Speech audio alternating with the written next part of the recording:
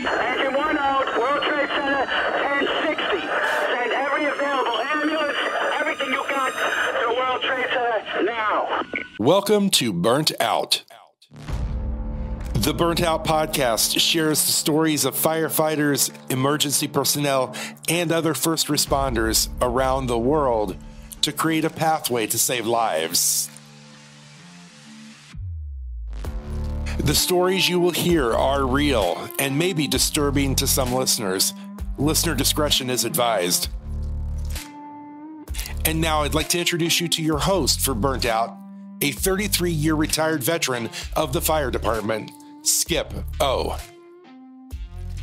Thank you, Sean, for that introduction. I'd like to also welcome everybody to Burnout Podcast. We are part of the Worldwide Peer Support, and we got our special guest, Arielle Thibodeaux. Sorry, Arielle. Is that pronounced right? Could you pronounce that for me again, please? Arielle Thibodeaux. There you go. Arielle is with is a first step for counseling. One Step Forward Counseling. Okay. I struck out twice so far, so I better not strike out again or I'm out. Definitely. Well, Arielle, thank you. I know you're a busy person. Thank you for being on the podcast today. Thanks for having me. Good.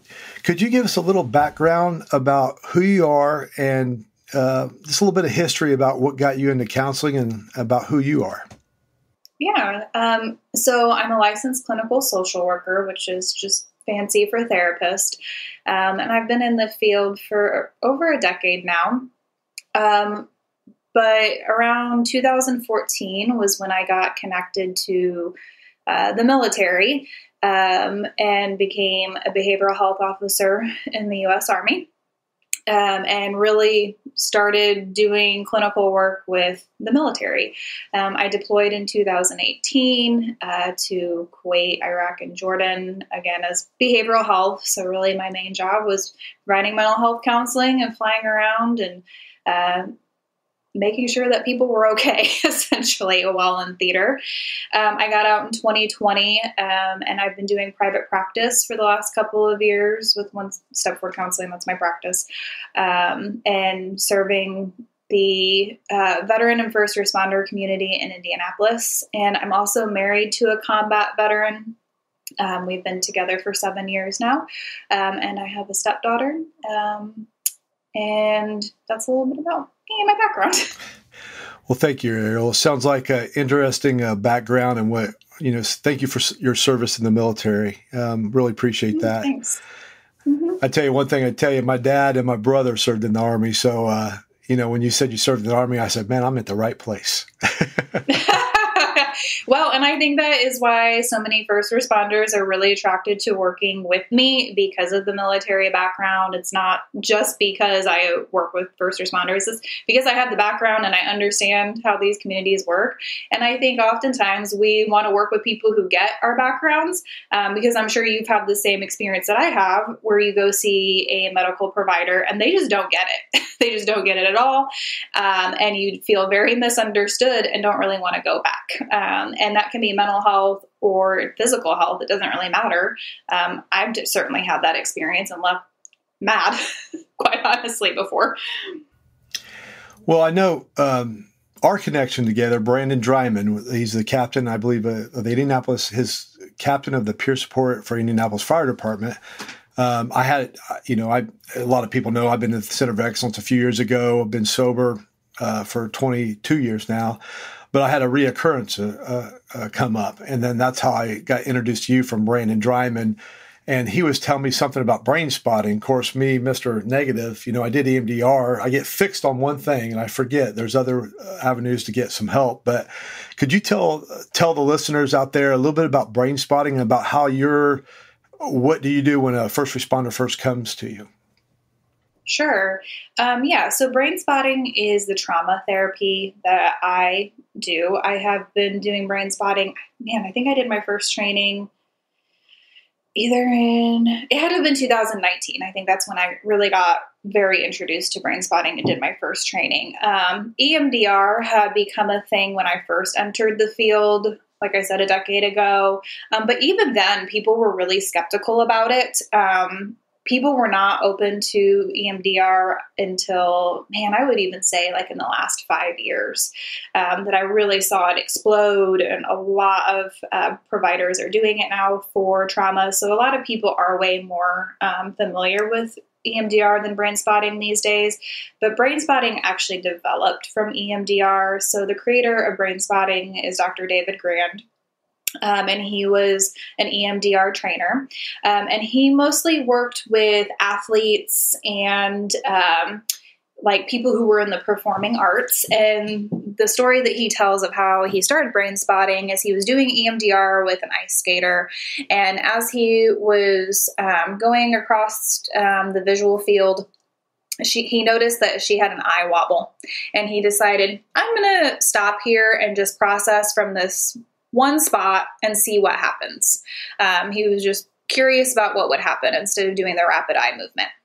And so he did that. She came back and basically reported that was the best processing she had ever done out of any of her EMDR sessions. And she was able, I think, to hit her triple axel or something. Like she had the yips, essentially, and couldn't hit her triple axels. And after that was able to. So then he started testing this over and over with people. Is if I stop at a certain eye position, what happens with processing? And what he found was that people were having a lot of processing doing just a fixed eye position instead of the rapid eye movement.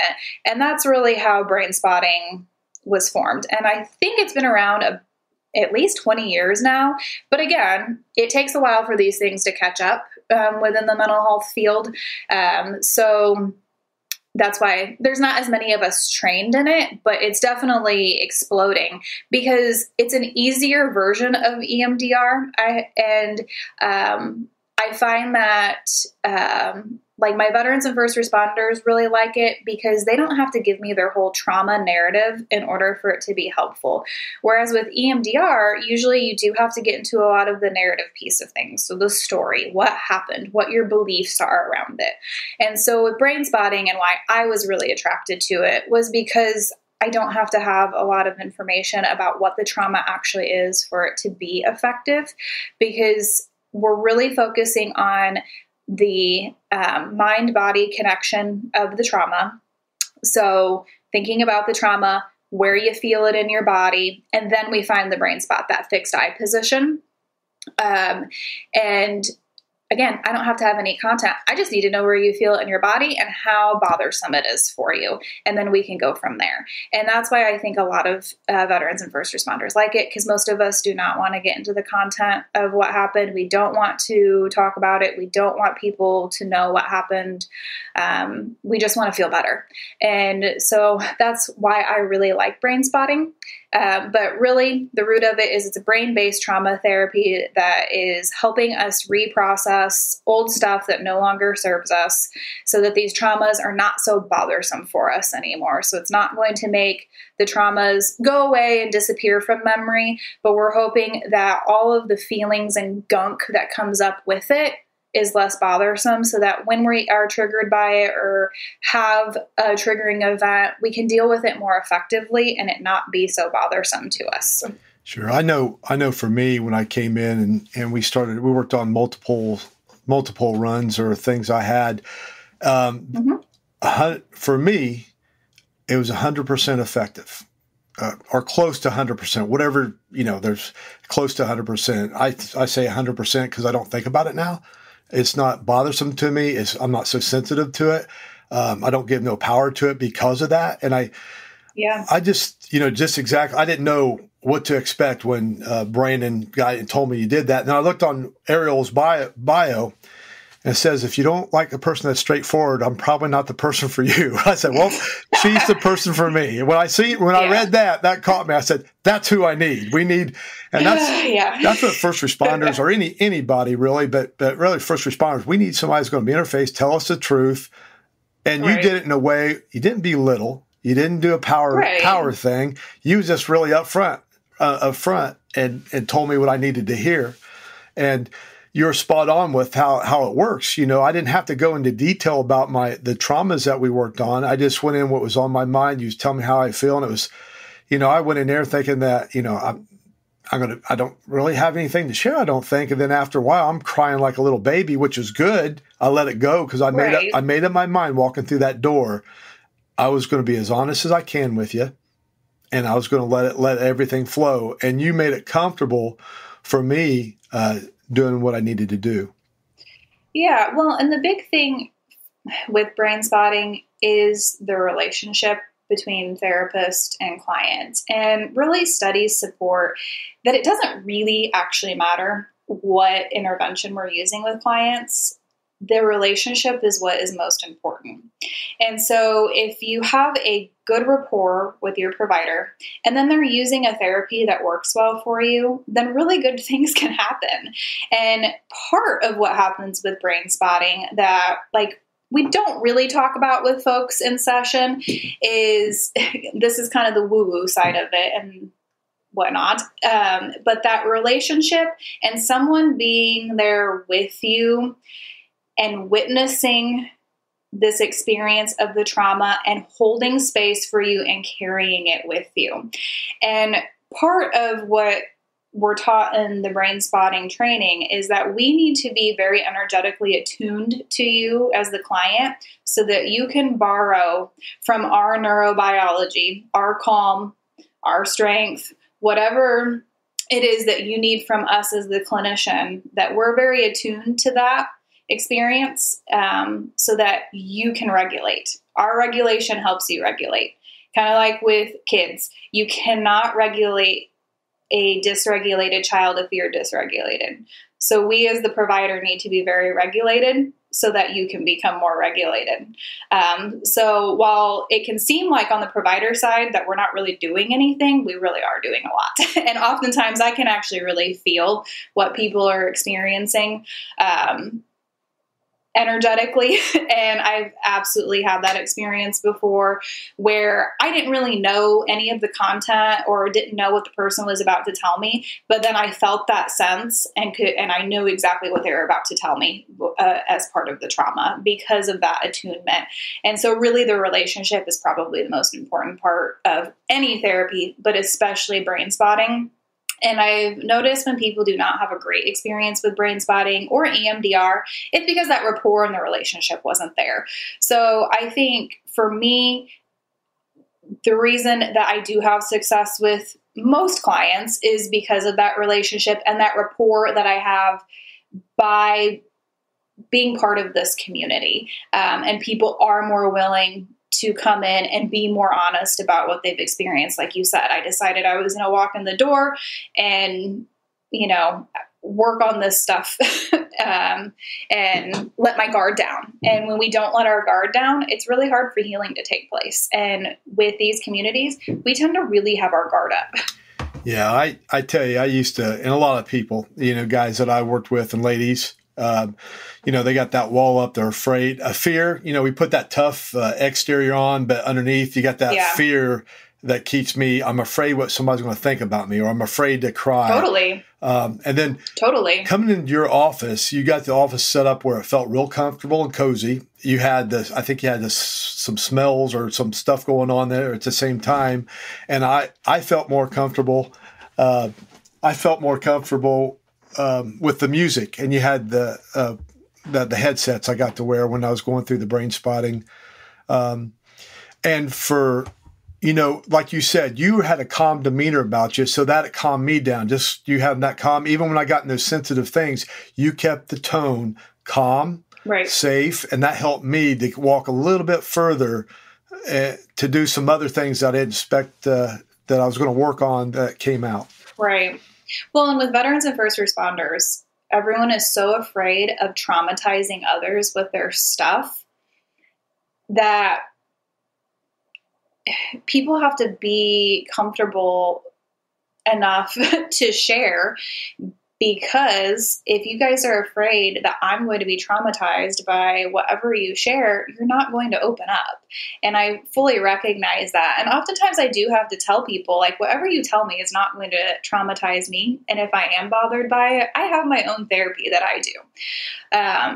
And so that's why that relationship piece is so important in therapy, because if y'all are afraid to traumatize us, you're not going to tell anybody anything. You're not going to let that guard down. You're not going to be completely transparent about what's going on. And I'm not going to say that that happens with every single client I see. I'm not a fit for everybody. But my point is, with therapy, it's really important to find somebody that you do have that relationship with and that you do feel like you can let your guard down. Because if you don't, you're probably not going to get as much healing out of it. And so it's okay to switch to somebody else or even a different modality, because I don't think brain spotting is the end all be all. I have a lot of success with it. And when it is helpful to people, it can be really miraculous for people. But I've had times where it wasn't super helpful and maybe EMDR was the thing that they needed, and that's totally fine. I just want whatever's going to be healing for somebody. But on the client side of things, you just got to make sure that you have a good relationship with your therapist so that you can get what you need from it.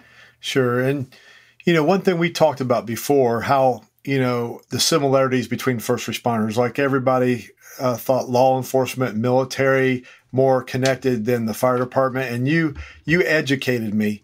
In your experience, what did you see in that? Yeah. So yes, I absolutely think that military and fire service are very, very similar. The way in which we structure the chain of command, the way that we have teams, the way that we eat together, sleep together, work out together, do missions together, like everything is a sense of togetherness, and it creates this like family, so to speak. I mean, within the military, we always talk about that I am my brother's keeper, watch your six, that we look out for each other. And it's the same in fire service. And whatever shift you're on is very similar to how within the military we have a squad or our team. And those are the people that you get to know extremely well and do everything with. And even though they may irritate the crap out of you, you're still going to like watch out for them. Because of that family. And there's totally just a family aspect to it that's very different than civilian careers, and also a little bit different from law enforcement, because law enforcement does tend to be a lot more individual, and they do things a lot more alone, unfortunately, which is a whole different issue. But military and fire service, very, very similar in structure and just the way that we go about our jobs and life together. I have two brothers that are retired police officers, and me and you talked about it. I talked to a lot of police officers. A lot of them, they're afraid to reach out for help because they don't want their gun taken away. They don't want their shield taken away. When they're saying, I'm thinking about killing myself, or I got a drinking problem, some of them told me that's the first thing they'll do is take your gun and put you on a desk job or something. And that's a fear. How do you think what do we need as a community or an individual to get to help our law enforcement brothers and sisters? How can we make changes in that? Man, that's like the $1 million question. Because really for any of our communities, veterans, first responders, whatever, like we are behind in getting help and people feeling like that they can access mental health treatment.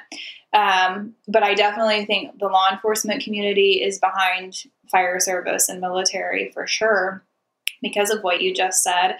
But that also happened in the military too, is people were so convinced, like, I'm going to be medically retired immediately if I disclose this. I'm going to lose my ability to carry my weapon. I'm going to be taken out of my unit. And that stuff did happen at first. It did. And it took them actually standing up, behavioral health officers like I was, and us coming in and then like doing the work to educate the military of like, hey, this is not how you're going to solve your suicide problem, that things started to shift and us being integrated into units. That's what it really took. And over the years that I served, I did see that shift start to happen. And I think that's why like many fire departments, bigger fire departments that have like an integrated peer support, integrated mental health person, that they are also seeing stuff change, is because they have someone there to educate and show like it's not so scary. We're not going to kick everybody out.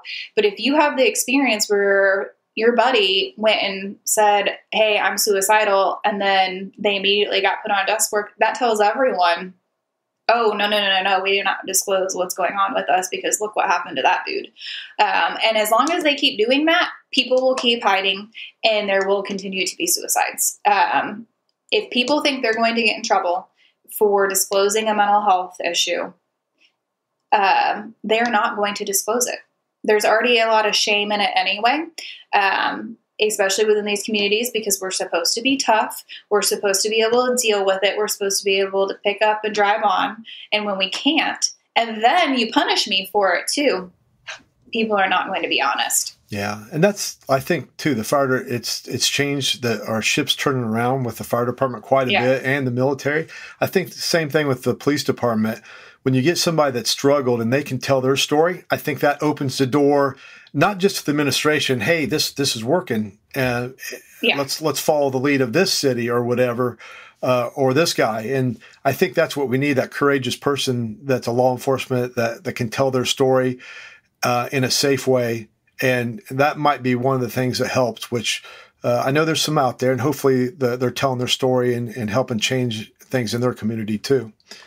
And that's what I tell clients too, is that your story is important and it matters, and it really can be helpful to other people, because when that guy comes to you and is like, I'm really struggling, and then you say, I've struggled too, and this is what I did. I went to therapy, I went to rehab, whatever it is.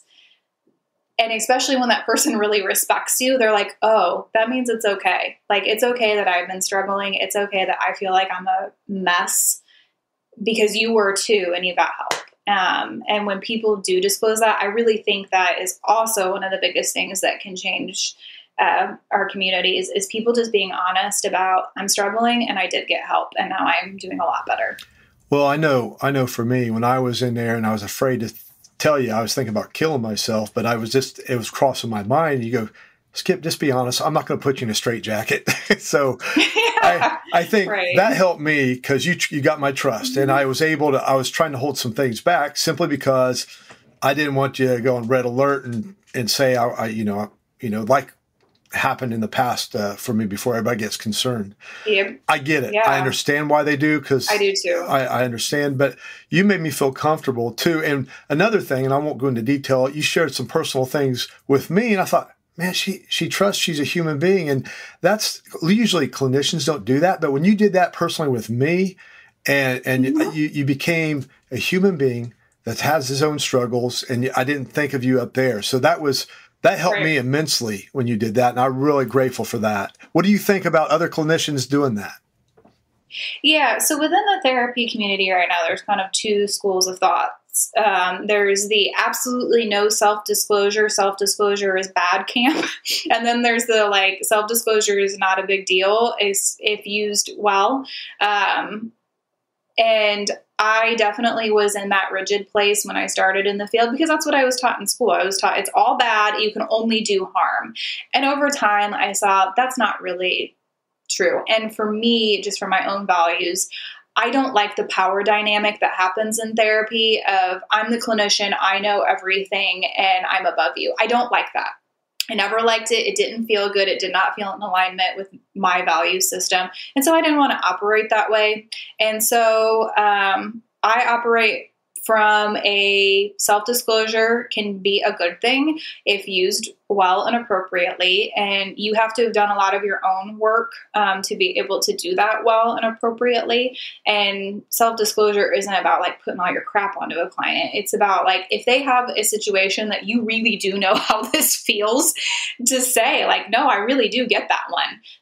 Or even just saying I use these skills too, or I've done the same type of therapies. And so I totally get what it's like being on the other side of this and experiencing this brain spotting thing. So I'm more of a fan of it. I understand why other clinicians are not. So yeah, like I said, there's really two camps here with this at this point. There's not a lot of in between. I think we're going to see over the years that there's going to be more of this, self-disclosure is fine. There's now therapies emerging where it's totally based on shared experience. And I mean, that's why peer support has been really helpful to folks, is because of that shared experience, and like a peer helping a peer. And most people who are attracted to becoming therapists, we usually do have our own stuff. We were attracted to these fields for a reason. And we oftentimes do have a lot of very similar experiences as our clients, and that's okay. And we're human. And sometimes we also screw up too and have really bad things going on too. Well, I tell you, it's, the way you're doing things for me personally. And I, I'm sitting in the chair and I don't know these other people are walking out. I don't know who they are and stuff, but it looks like they keep coming back. And so you're doing something right. Apparently, because some people just won't go away, which is funny. But I get it. I mean, with the other part of working with these communities is we usually do have a lot of trauma to unpack. And it's not just trauma from the work we do. A lot of people also have childhood trauma, adulthood trauma within their relationships, and then also the stuff that happened at work. And so I usually do see people for quite a while because we're unpacking a lot, and a lot of people haven't ever done therapy, or they did really limited therapy. So sometimes it does take a while, and that's okay. That's really not a big deal at all. So with a lot of these first responders, do you see, is the divorce rate higher than the normal person? I mean, there are some studies that suggest that, yes, that is true. And statistically, especially in the military, I think, amongst military officers, most have been married at least twice. But yes, I do see that quite a bit. A lot of people are in blended family situations, second, third marriages. And when I do trainings with other clinicians about working with our communities, is I tell them, for some reason, you guys are really attracted to some crazy situations. And so sometimes these relationships can be complete dumpster fires. So people are also coming in with that on top of the trauma, is that the relationship is just a complete disaster. And that can really complicate things too, because if your home life is not in order, it definitely makes being at work, being on a 24-hour shift, that much harder. Or being away on a deployment.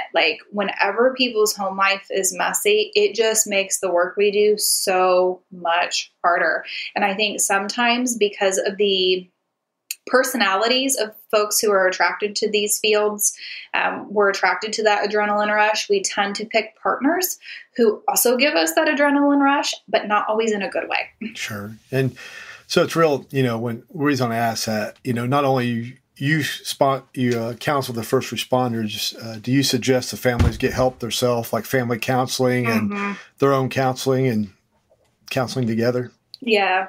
Typically, yes. Yeah. And a lot of times when I see somebody, they have come in at the ultimatum of the spouse, and the spouse has told them, if you don't get help, this relationship is done.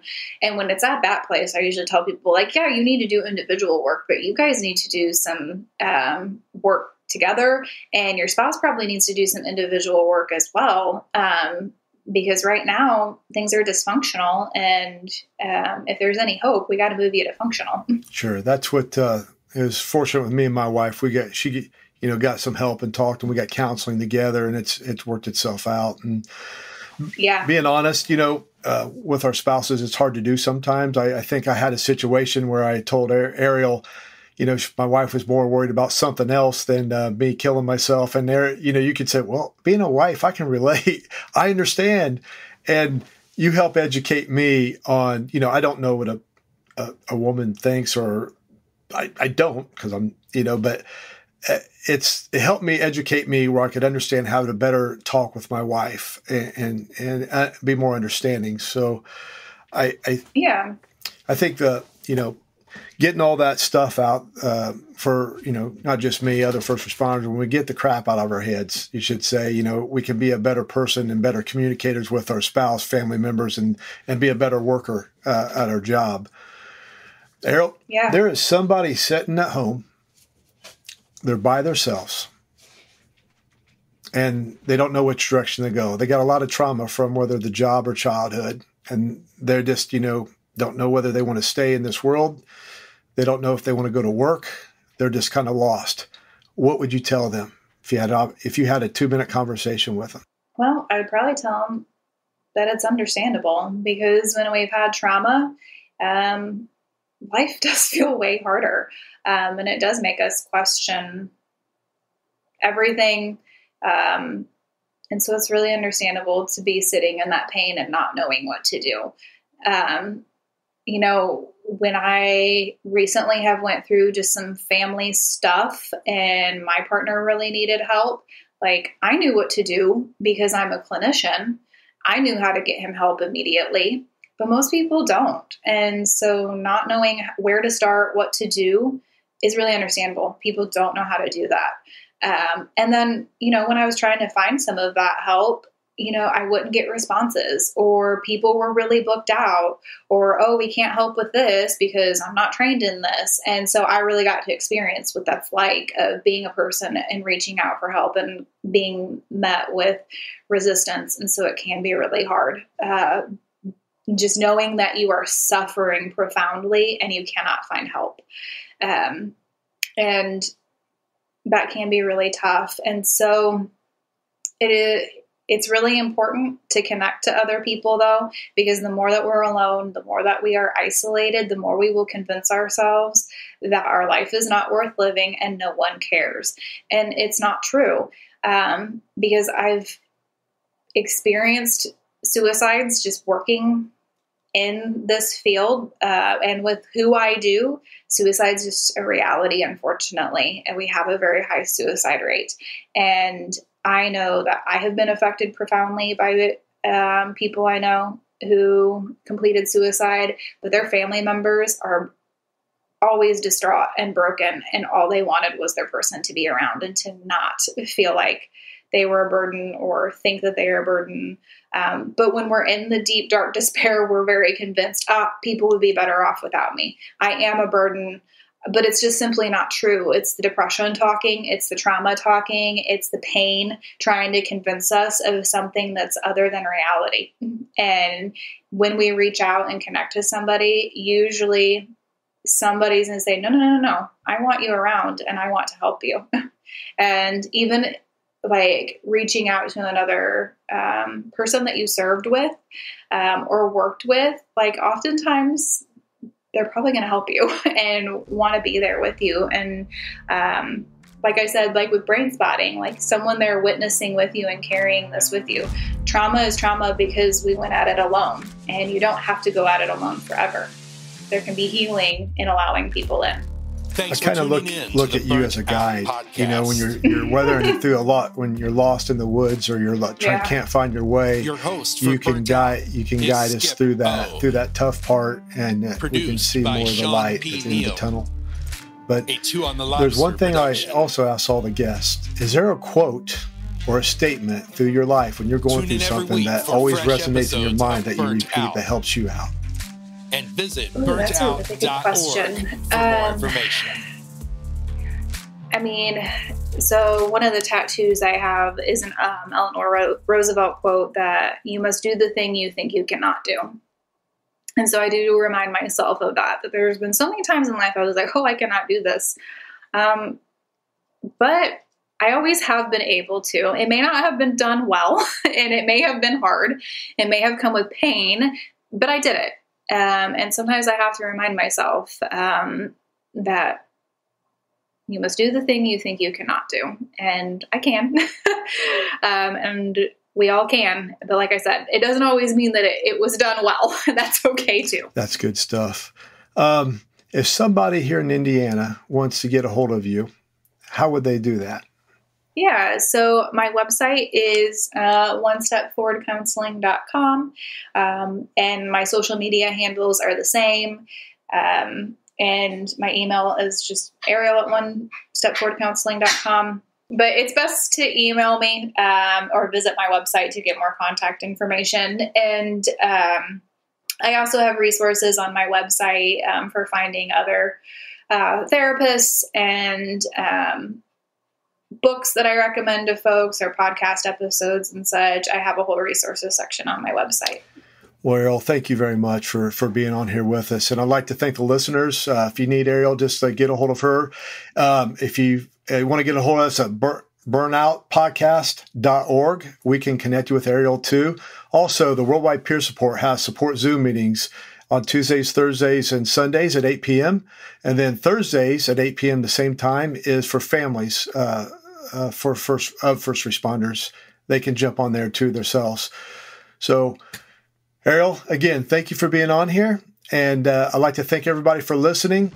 And everybody remember, go home tonight, shut your radio off, and get some sleep. Thank you.